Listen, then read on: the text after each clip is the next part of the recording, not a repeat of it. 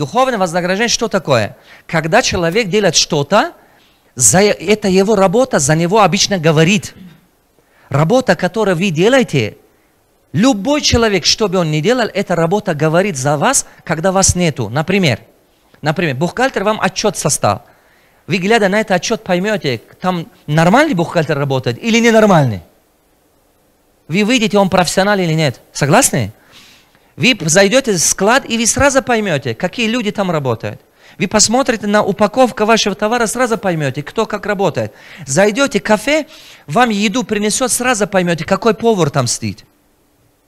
Какой официант тут работает. Вы посмотрите на поле, поймете, какой уборщик тут работает. То есть работа человека способен говорить, когда человека нету. Да? А теперь, когда он получает духовную награду? Благодарность потребителя. Благодарность потребителя, что потребители дает высокую оценку его труду.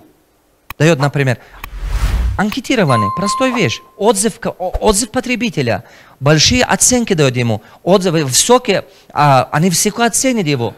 Понимаете? Благодарен. Или иногда письменно пишите ему, что мы благодарим вам за такого-то сотрудника. Это здорово, духовная награда. И вы гордитесь, что у вас есть такой сотрудник. Знаете, какие люди остаются историей? Именно те, которые получают духовную награду. Посмотрите, люди, которые поняли эту вещь, люди, которые поняли этого, они остались в истории. Они создавали что-то, что их нету, они сами умерли. До сих пор это продолжает принести пользу людям, и люди говорят про это, и они благодарят за это. Это есть духовная награда, духовная выгода. Пятая вещь – это денежное вознаграждение. Сотрудник не должен нуждаться деньгами, сотрудник не должен мучиться. Запомните, если деньги для него станут главными, его мотивация будет самого низкого уровня. Теперь внимание, деньги какой уровень мотивации? Самый низкий уровень мотивации – это деньги. Запомните это, пожалуйста. Если вы думаете, что я больше плачу, лучший человек придет к вам, вы глубоко ошибаетесь. Деньгами сильного кадра невозможно удержать. Это невозможно. От того, что вы много платите, это не показатель. Я даю вам слово. У меня к вам вопрос. К вам. Как вы думаете, сколько надо сотруднику платить? Я вам говорю от практики, ребята, все то, что рассказываю. Сколько сотруднику надо платить? Знаете, мой опыт что показал? Я вам, по-моему, об этом когда-то говорил. Скажу вам такое. Сотруднику платите, смотрите.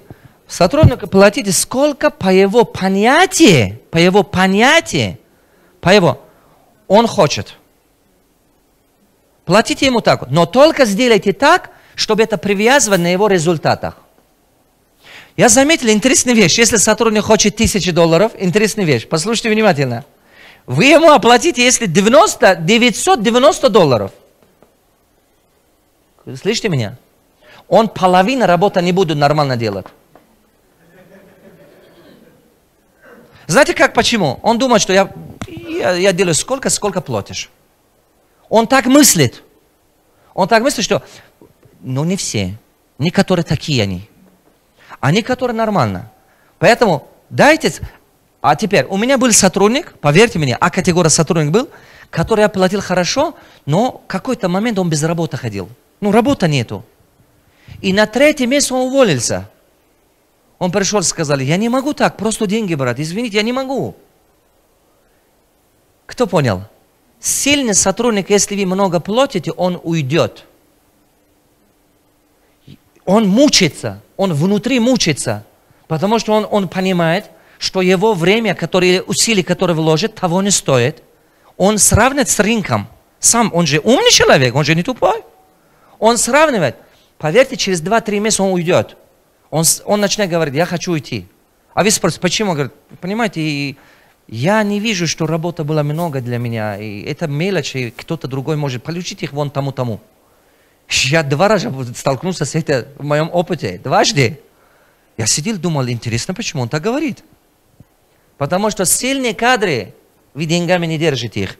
Деньги – это самая низкая мотивация.